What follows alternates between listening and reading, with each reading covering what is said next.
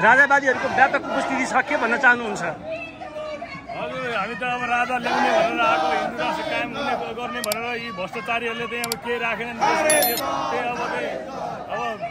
त्यसको लथालिङ्ग अवस्था छ, हताभुङ्ग अवस्था त केही छैन, सबै खोक्रो पारिसकेको छ।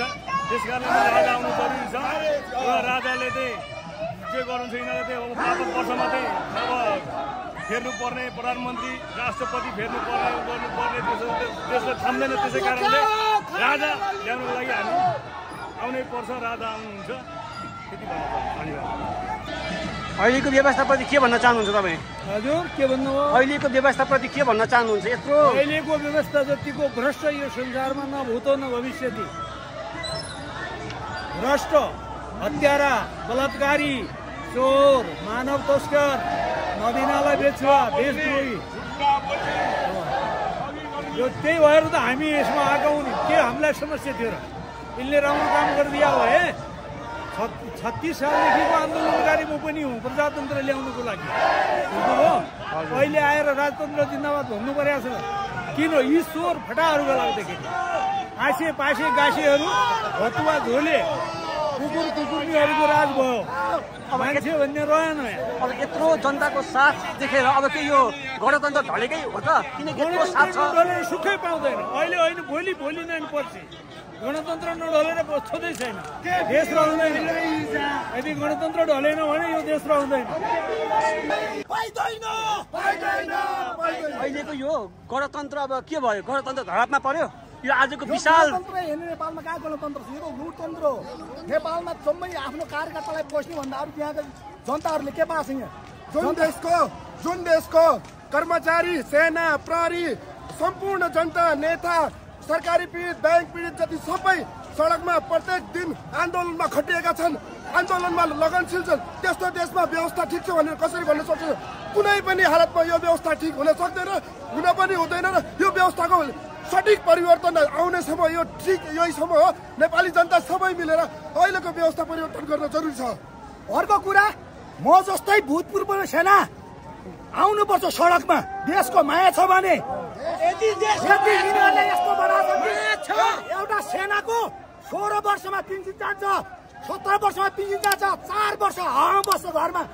त्यहाँबाट आएको त्यो 4 वर्षको पेन्सन कसले खाने हो? केपी चोरले खाने हो कि शेरले खाने हो? म जस्तै राष्ट्र प्रेमी युवा आउनुपर्छ देशको लागि। रगत बगाउने, रगत शरीरमा एक थोपा रगत आउँदैछ, लडिरहनेछु म। हाम्रो धर्म संस्कृति मासेर खाइदिए चोरहरूले।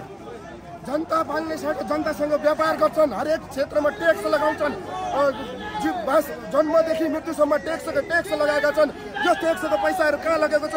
जनतालाई, प्रत्येक जनतासँग व्यापार गरेको छ। सरकारले व्यापार विदेशीसँग गर्ने, जनतासँग व्यापार गरेर ड्युटी बढाएर जनतालाई झन्झट गरी बनाउने व्यवस्था गर्दैन। यस्तो लोकतन्त्र, यस्तो गणतन्त्र भन्ने नामक यो व्यवस्थालाई चाहिँ हामी यसै शान्तिपूर्ण आन्दोलनबाट हामी निरुत्साहित पार्नेछौँ र गणतन्त्रलाई चेन्ज गरेर नारायण दरबारमा हाम्रो सिपातको सरकारलाई ल्याएर राख्नेछौँ। त्यही कुरा भन्न चाहन्छु म।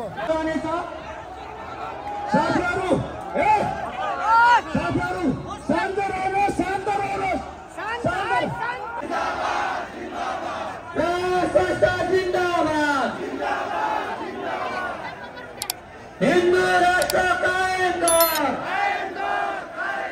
हिन्दू राष्ट्र कायम कर, संघीयता खारिज, संघीयता खारिज कर, हिन्दू राष्ट्र कायम कर, हिन्दू राष्ट्र कायम कर। आदरणीय साथीहरू, राष्ट्रवादीको शक्ति देखेर राज्यले हिजो बेलुका मात्रै क्षेत्र घोषणा गरेर जुन राष्ट्रवादीमाथि दमन गरेको छ त्यसको हामी घोर भर्सना गर्दै प्रधानमन्त्री र गृहमन्त्रीको राजीनामाको माग समेत गर्दछौँ। हिन्दू राष्ट्र कायम कर, हिन्दू राष्ट्र कायम कर, राष्ट्र जिन्दाबाद, राष्ट्र जिन्दाबाद। राजावादीहरूको व्यापक जनता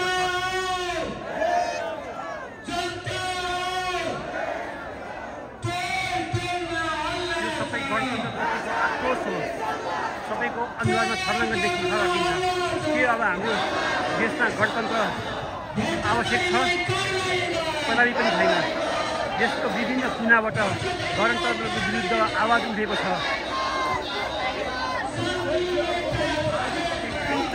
सरकार खबर निकै लामो र्याली छ। क्यामेरामा कैद हुन सकेको छैन।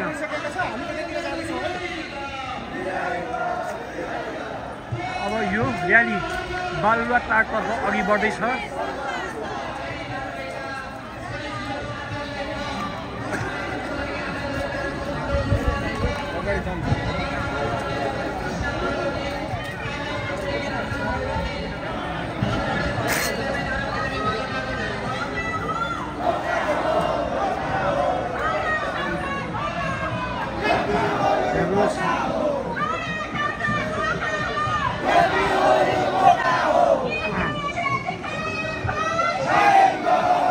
के भन्न चाहनुहुन्छ तपाईँ? यत्रो राजावादीहरूको व्यापक उपस्थिति छ, के भन्न चाहनुहुन्छ? हजुर, हामी त अब राजा ल्याउने भनेर आएको, हिन्दू राष्ट्र कायम गर्ने भनेर यी भ्रष्टाचारीहरूले चाहिँ अब केही राखेनन्। अब त्यसको लथालिङ्ग अवस्था छ, भत्ताभुङ्ग अवस्था त केही छैन, सबै खोक्रो पारिसकेको छ। त्यस कारणले राजा आउनु जरुरी छ र राजाले चाहिँ के गर्नु छ यिनीहरूले चाहिँ अब 5 वर्षमा चाहिँ अब फेर्नुपर्ने प्रधानमन्त्री राष्ट्रपति फेर्नुपर्ने गर्नुपर्ने त्यसले थाम्दैन। त्यसै कारणले राजा ल्याउनुको लागि हामी आउनै पर्छ। राजा आउनुहुन्छ, त्यति धन्यवाद। अहिलेको व्यवस्थाप्रति के भन्न चाहनुहुन्छ तपाईँ? हजुर, के भन्नुभयो? अहिलेको व्यवस्थाप्रति के भन्न चाहनुहुन्छ? यत्रो अहिलेको व्यवस्था जतिको भ्रष्ट यो संसारमा न भूतो न भविष्यति। भ्रष्ट, हत्यारा, बलात्कारी, चोर, मानव तस्कर, नदीनाला बेचुवा, देशद्रोही। यो त्यही भएर त हामी यसमा आएका हुन्। के हामीलाई समस्या थियो र? यसले राम्रो काम गरिदिया भए 36 सालदेखिको आन्दोलनकारी म पनि हुँ प्रजातन्त्र ल्याउनुको लागि। बुझ्नुभयो? अहिले आएर राजतन्त्र जिन्दाबाद भन्नु परेको छ। किन यी चोर फटाहरूका लाग्दाखेरि आसे पासे गासेहरू, भतुवा झोले, कुकुर कुकुर्मीहरूको राज भयो। मान्छे भन्ने रहेन। अब यत्रो जनताको साथ देखेर अब के यो गणतन्त्र ढलेकै हो त? किनकि यत्रो साथ छ। ढलेर सुखै पाउँदैन। अहिले होइन, भोलि नै पर्छ। गणतन्त्र नढलेर छोदै छैन, देश रहँदैन। यदि गणतन्त्र ढलेन भने यो देश रहँदैन। यसपालिको हैजा, यसपालिको हैजा, यसपालिको हैजा, केसरी चोर, केपी चोर, प्रचण्डे चोर, प्रचण्डे चोर, शेरे चोर, लुटतन्त्र सरकार मुर्दाबाद, मुर्दाबाद, मुर्दाबाद, लुटतन्त्र सरकार मुर्दाबाद, मुर्दाबाद, मुर्दाबाद। संघीयता चाहिँदैन, चाहिँदैन, चाहिँदैन। जनता बेच्न पाइँदैन, पाइँदैन, पाइँदैन। जनता बेच्न पाइँदैन। राजा ल्याउने सल्लाह छ, राजा ल्याउने सल्लाह छ, चोकमा हल्ला छ, राजा ल्याउने सल्लाह छ, कमलादीमा हल्ला छ, राजा ल्याउने सल्लाह छ, कमलादीमा हल्ला छ। राजा ल्याउने सल्लाह छ। जनता आऊ राजा ल्याऊ, राजा ल्याऊ, राजा ल्याऊ, जनता आऊ राजा ल्याऊ। राजा ल्याऊ, राजा ल्याऊ।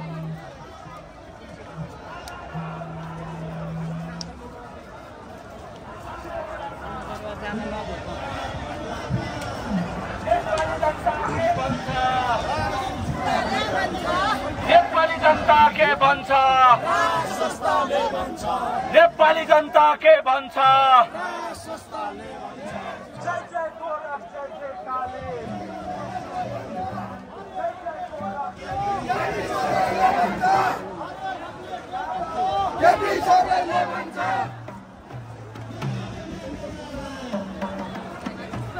नारायणी टिके भन्छ, हाम्रो राजाले भन्छ, नारायणी टिके भन्छ, हाम्रो राजाले भन्छ।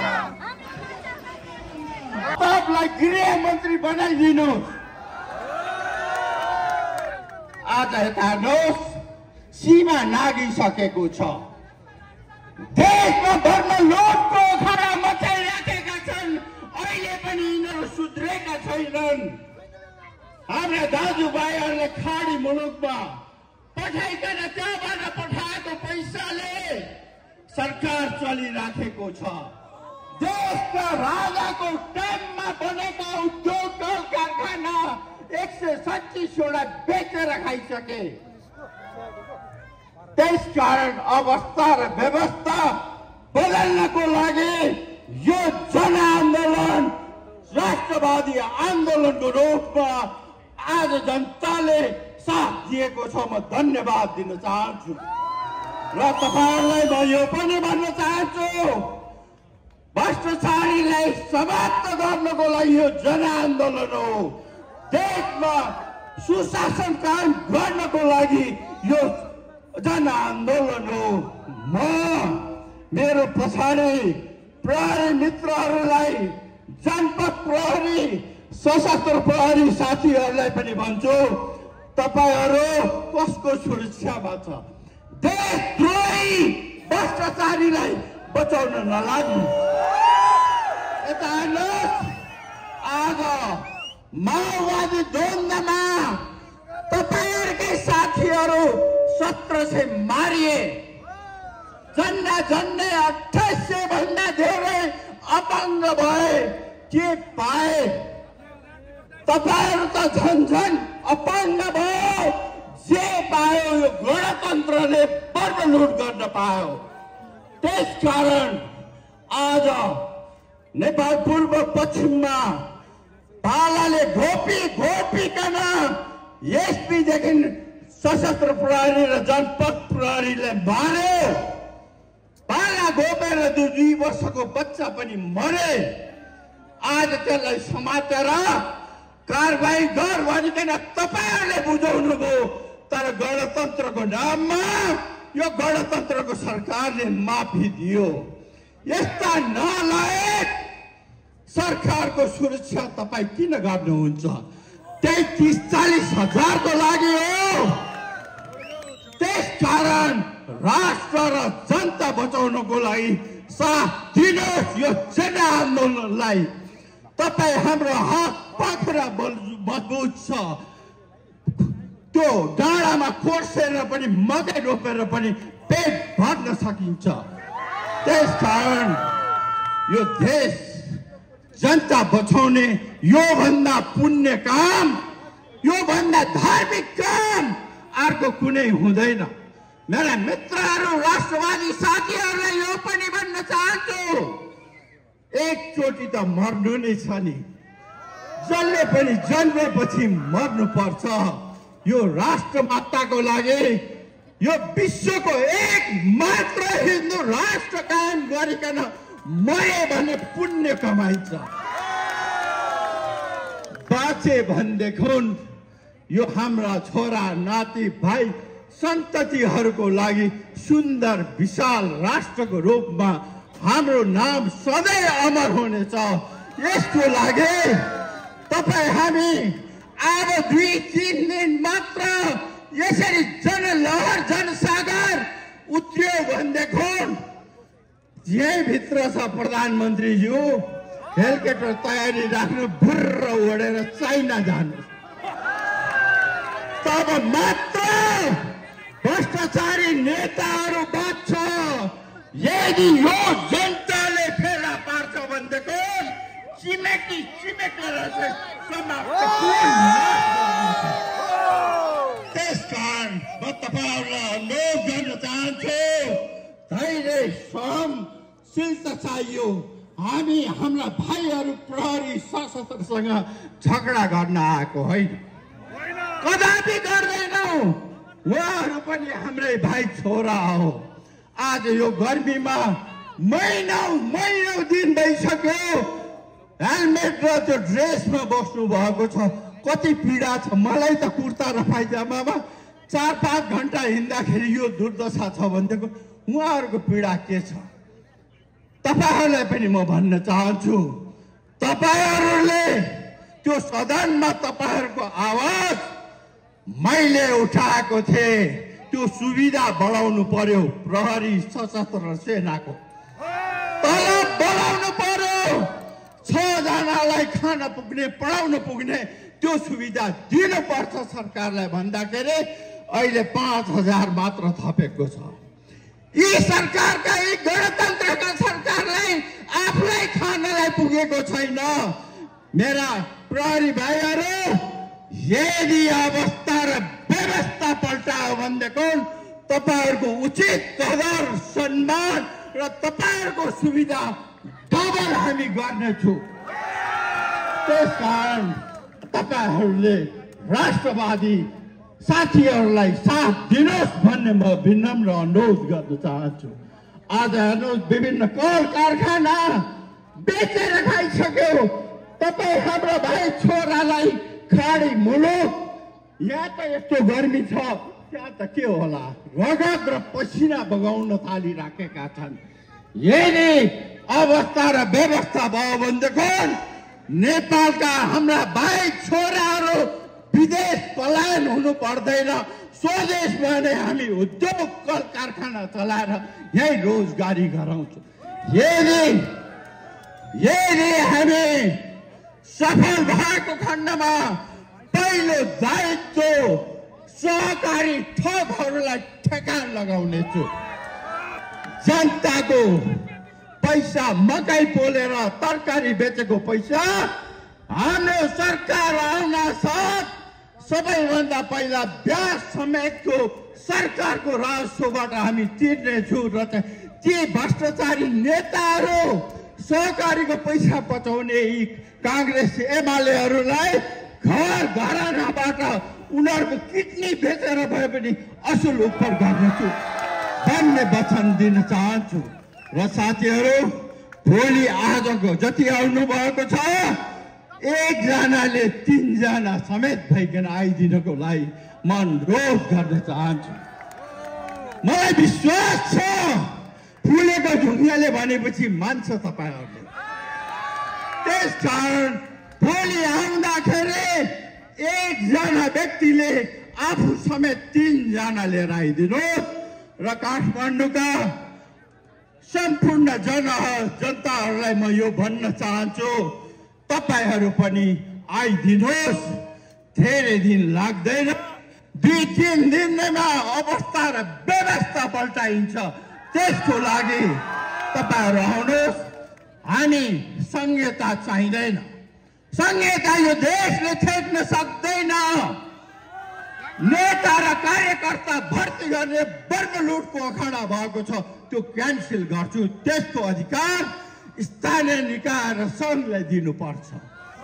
र राजा सबैलाई चाहिँ एउटै मालामा राखेर चाहिँ सबै नेपालीको अभिभावक बन्नको विकल्प अर्को छैन। देखिहाल्यो हाम्रा राष्ट्रपतिहरूको चाला। ग्यास्ट्रिकमा पनि 2 करोड खर्च भयो सरकारको ढोकेटीबाट। आज तिनीहरूले पाउने सुविधा हट्छ भनेदेखि पूर्व राष्ट्रपतिले नाना थरीका कुरा भइराखेको थियो। आज यो 2 दशक भयो, राजाले बदमासी गरेको छ भनेदेखि कानुन किन लगाएन? अब उल्टो पुल्टो हुने बेला भयो, दोष राजालाई लगाएछ। आज 15 गते 3 खुनेको घटना जुन भयो, योभन्दा कम्ती मान्छे थियो। त्यो त सरकारले गरेको हो। यदि हामीले राष्ट्रवादीहरूले गरेको भए त अहिले पनि हुन्थ्यो नि। त्यसकारण भिजिलेन्स र प्रहरीलाई मिसयुज गरिकन नेपाली जनताको छातीमा गोली हान्न लगाएको पनि यिनीहरू नै हुन् भन्दै म तपाईहरुको लामो समय लिन चाहदैन। फेरि पनि म बोले, तपाईहरुसँग म पनि मेरो परिवार, मेरो भाइ छोराहरू लिएर म त 100-200 एउटै ल्याउँछु। तपाईहरु चाहिँ 3 जना लिएर आइदिनको लागि अनुरोध गर्दै बिदा हुन्छु। जय राम, जय जनता। धन्यवाद।